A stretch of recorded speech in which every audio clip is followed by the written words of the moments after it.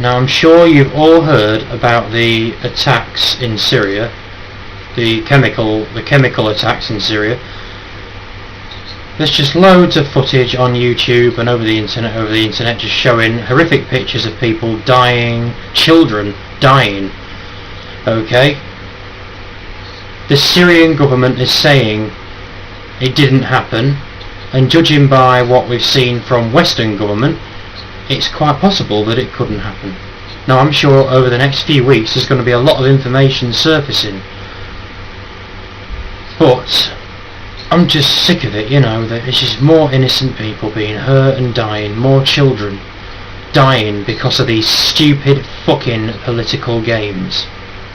I mean, if you're sick of it, thumbs up now, because I want to see how many people are just sick of these politicians using us like tools to play their sick political control games.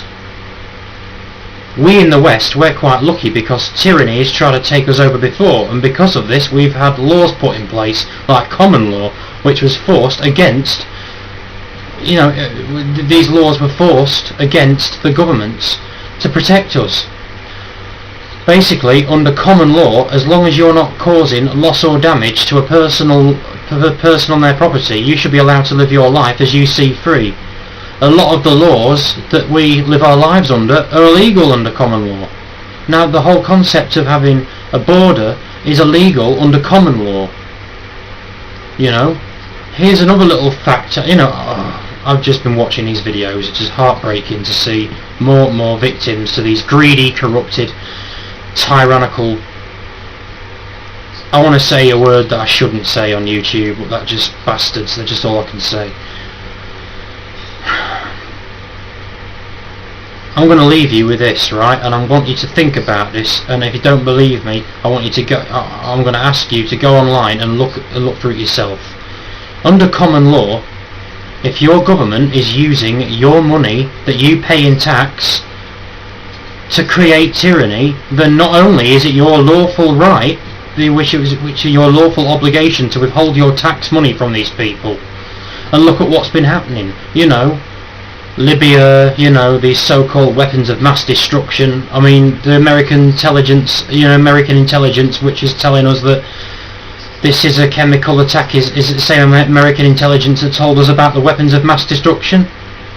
Told us about Bin Laden about a couple of hours after 9/11.